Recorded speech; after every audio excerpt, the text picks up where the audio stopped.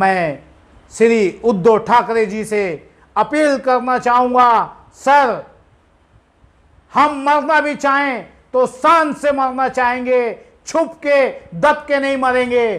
क्यों आप भूल गए क्या, जो लोग एसी में बैठे थे, घरों के बाहर नहीं निकले, अमिताभ बच्चन, ना जाने ऐसी कितनी शख्सियतें जिनकी पूरे घर के लोग पॉजिटिव आ गए, और 24 घंटा रोड पे मेहनत करने वाला मेरा मजदूर, मेरे गरीब भाई किसी भी मजहब के हो, उनका बाल भी नहीं बाका हुआ। तो बीमारी आनी है तो कहीं से भी आएंगी। हमारी सरकार से अपील है कि आप किसी भी धार्मिक स्थान को बंद मत करिए। मैं तमाम मजहब के लोगों से अपील करना चाहूंगा कि मरिए तो अपने खुदा की इबादत करते हुए मरिए। मौत तो तुम्हें आनी है आज भी और कल भी, तो क्यों ना हम अपने खुदा को याद करते हुए मरे, क्यों ना आप अपने मानने वाले भगवान को याद करते हुए मरो। कोई धार्मिक स्थानों को बंद नहीं करना चाहिए।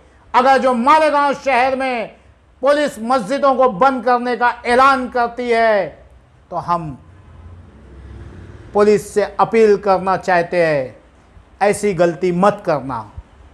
आप ऐसी गलती करोगे तो तुम्हें अवाम का सामना करना पड़ेगा। और मेरे शहर के गईयों नौजवानों, हम जिएंगे तो दीन के साथ, मरेंगे तो दीन के साथ।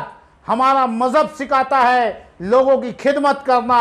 आप मरोगे तो लोगों की मदद और खिदमत करते हुए मरना। हम मस्जिदों को बंद नहीं होने देंगे। अगर जो पुलिस मस्जिद बंद करने की गलती करी तो तुम्हें आवाम का सामना करना पड़ेगा। जय हिंद, जय महाराज।